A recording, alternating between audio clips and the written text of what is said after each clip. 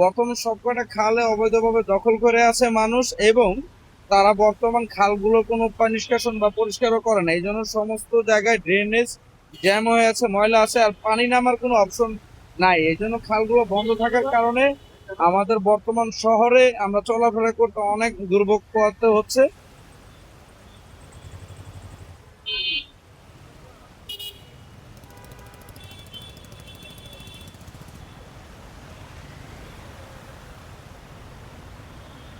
এই সব সময় বৃষ্টি হলে পানি, এই যে পল্টন, আরামবাগ হইতে বিজয়নগর, এগুলা সব সময় তলায় যায়, পায়ে ঘা হইতাছে।